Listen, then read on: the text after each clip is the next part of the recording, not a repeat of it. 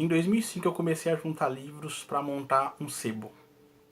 Comprei volumes de vários autores best-seller, clássicos, mas ao longo do ano eu fui desistindo da ideia de montar um sebo e acabei querendo montar uma coleção própria, uma biblioteca. Cataloguei toda essa biblioteca, fiz uma lista das minhas leituras, tudo em Excel desde 2010. Então agora eu venho aqui e montei este canal, sempre um livro, para poder dividir essa leitura com vocês.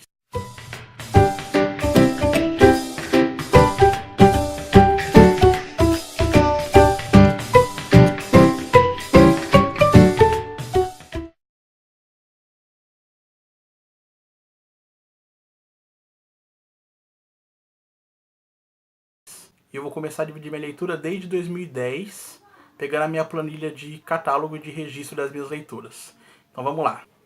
O primeiro livro lido em 2010 foi O Astronauta Sem Regime, do Jô Soares. É um livro de anedota, é o primeiro livro do Jô, e que ele conta histórias pequenas, piadas, assim como ele fazia na televisão. É um livro bem curtinho, bem rápido de ler.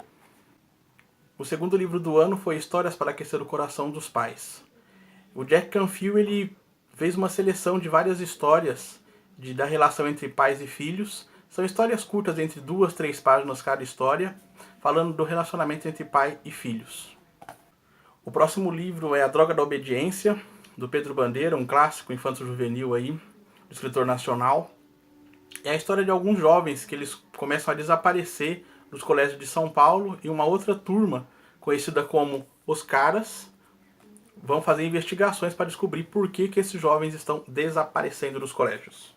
Em seguida tem uma coletânea de poemas da Lia Luft.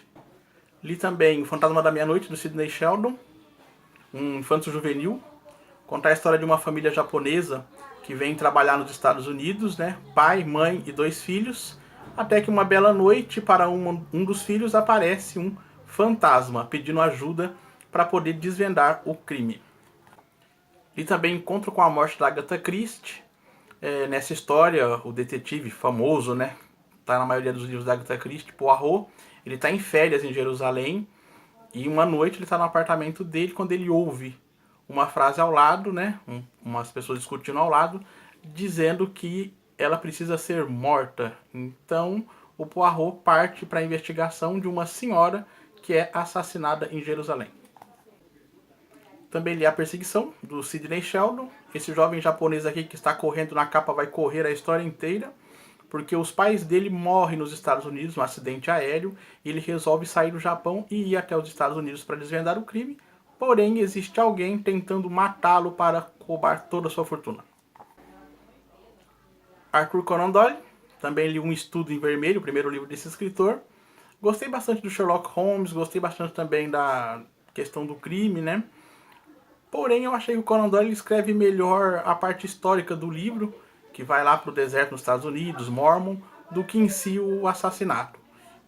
É um livro bom, mas em alguns momentos eu achei que o Sherlock não tentava adivinhar ao invés de investigar o crime.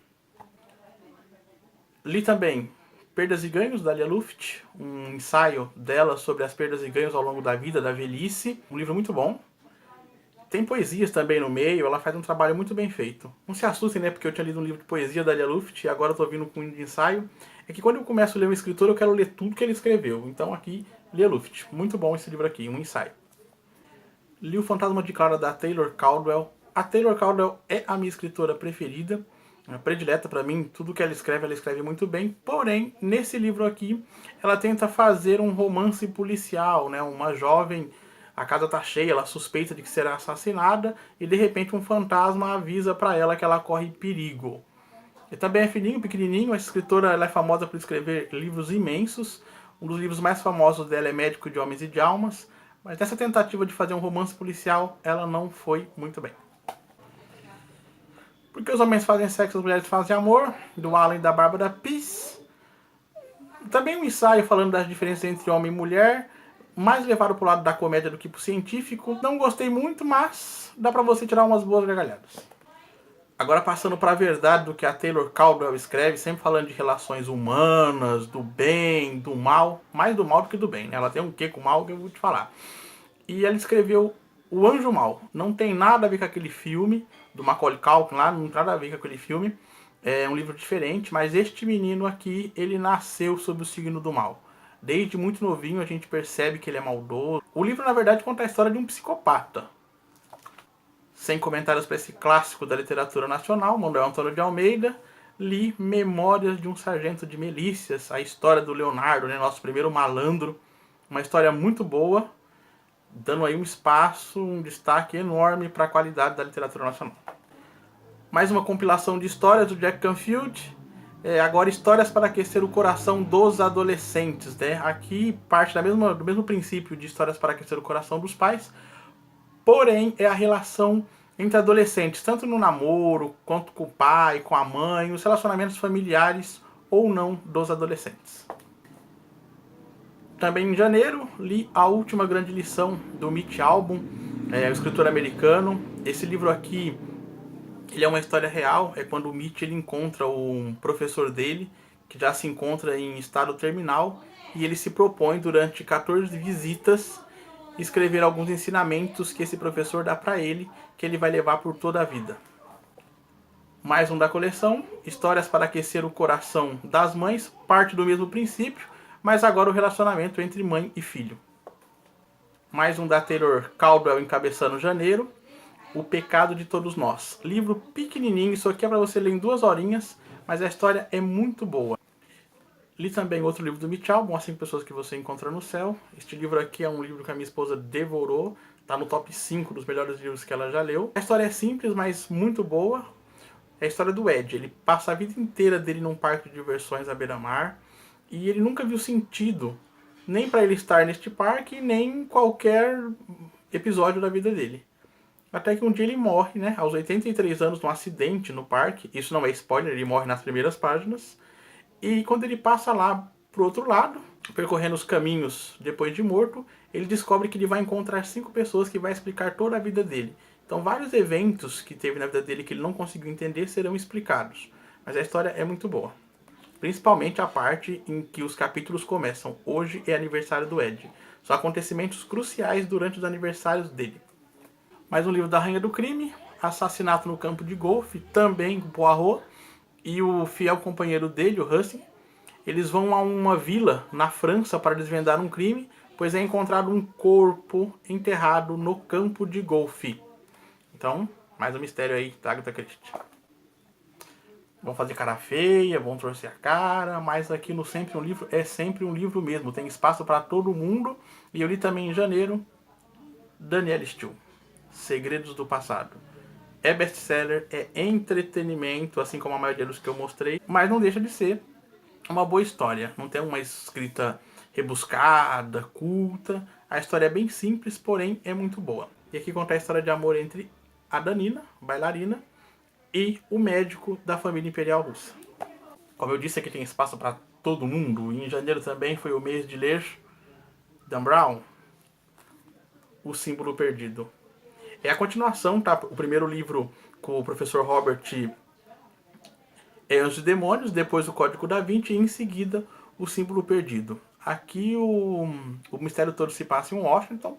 O Robert ele é chamado a Washington por um antigo professor dele, um antigo amigo. Porém, quando ele chega em Washington, ele descobre que esse amigo foi sequestrado. E, como de prática, ele vai ter que desvendar vários códigos desta vez para encontrar o amigo. Não se esqueçam que um assassino vai estar atrás dele, como acontece sempre. Encontro com a Morte, também de 2010, Agatha Christie. Dessa vez não tem o Poirot, é uma história independente. A história é bem simples também, sempre envolvendo o crime. Começa com o Luke está no trem, voltando do estrangeiro. Ele é um ex-policial que pretende passar os seus dias descansando na Inglaterra. Porém, na poltrona da frente, tem uma senhora sentada olhando para ele. Em alguns instantes ela começa a falar. Aquela típica história que adora falar. Em instantes descobre toda a vida do Luke. E também descobre que ele é um ex-policial. E ela fica feliz em descobrir isso porque ela está indo atrás da Scotland Yard, a polícia inglesa, para denunciar um crime na cidade onde ela vivia. Diz que o policial que tem lá é muito bom, porém não sabe lidar com assassinatos. O Luke fica um pouco, impressionado, quer descobrir, não quer descobrir, mas acaba não indo investigar o caso. Porém, ele retoma tudo que essa senhora disse ao descobrir que ela também foi assassinada. Danielle Steel, voltando a dizer que eu gosto de ler tudo que o escritor escreveu, mesmo se ele seja bom ou ruim, eu sempre dou uma oportunidade porque eu acredito que todo livro merece ser lido. E também li Mergulho no Escuro, da Danielle Steel. Aqui é uma jovem, é a Marie, ela vive em um palácio na França, num castelo, uma família rica, com propriedades, né? Também tem um irmão, mas fatidicamente, logo no primeiro capítulo, a família inteira dela morre e ela é obrigada a ir morar com uma tia nos Estados Unidos. Ao mesmo tempo, descobre que toda a fortuna que ela tinha se perdeu, pois a família se encontrava endividada. Então, dos luxos palácios da França, ela vai morar com uma tia carrasca em uma minúscula fazenda no interior dos Estados Unidos. Lá, ela conhece um jovem na escola americana que se apaixona por ela, mas os anos passam e ela resolve voltar ao palácio onde moravam os pais para tentar se redescobrir e começar uma nova vida. Outra história da Agatha Christie, Noite Sem Fim. Essa história da Agatha Christie é uma história um pouco diferente. Ela é narrada em primeira pessoa pelo Michael. Este Michael comparece a um leilão onde estão vendendo as duas torres, né? E ele não tem dinheiro nenhum para comprar esta casa, né? Essa casa rural. Mesmo assim, ele comparece no leilão. E lá ele conhece a Ellie. O leilão foi feito lá na casa mesmo, né? A casa fica num lugar chamado Campo do Cigano. E lá ele conhece a personagem chamada Ellie. E ele se apaixona. E a história vai contar esse caso de amor entre ele e a Ellie. Porém, isto aqui é Agatha Christie. Apesar de parecer um romance, fiquem atentos porque não é. Li com todo amor da Rosamund Pilcher. Ela é uma escritora escocesa, muito famosa por ter escrito Os Catadores de Concha. Esse livro aqui dela conta a história da Emma, uma jovem que precisa descobrir o lugar que ela ocupa no coração do pai, pois o pai é um pintor recluso que vive na Cornualha. Ela estudou na Suíça, trabalha em Paris, numa galeria de arte, mas ela resolve abandonar tudo e partir para a Cornualha para descobrir o porquê de o pai ser tão indiferente com ela. Só um detalhe sobre Rosamund Pilcher. Não peguem estes livros da Rosamund achando que vão encontrar uma grande história, um grande romance, um grande amor. Eu gosto muito da Rosamund Pilcher pelas descrições dos locais que ela faz, tudo. Ela descreve tão bem as localidades que meu sonho é conhecer a Cornualha. As histórias são bem leves, tipo Sessão da Tarde, entendeu? Mas é bom, entretenimento bom. Li também A Maldição do Espelho, da Agatha Christie. Não é com Poirot, é com a Miss Marple. Essa Miss Marple também aparece em vários livros. Ela não é detetive, não é policial, ela é uma simples senhora do interior que tem como esporte observar pássaros. Pássaros. Ela gosta de observar a vida dos outros. E através disso, da inteligência dela, ela acaba desvendando crimes. Maldição no Espelho é uma atriz de Hollywood que ela é assassinada durante uma festa. Ela vê algo muito assustador durante essa festa e isso leva ao assassinato dela. Todo mundo percebeu que ela se assustou com algo na festa, mas ninguém sabe o que. A Miss Marple sabe. Se não sabe, vai descobrir. Vamos aqui para o nosso best-seller nacional, Paulo Coelho. Na época do colégio eu nunca gostei de Paulo Coelho. Na época da faculdade também nunca gostei de Paulo Coelho. E um dia, né, comprando livro lá, Pai Ideia do Sebo, lembra? Comprei O Demônio e a Senhorita Prim. E não é que eu gostei de Paulo Coelho.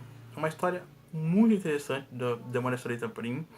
É um homem completamente decepcionado com a vida, que ele quer provar que o ser humano é ruim. E para isso ele tenta convencer a Senhorita Prim a matar alguém.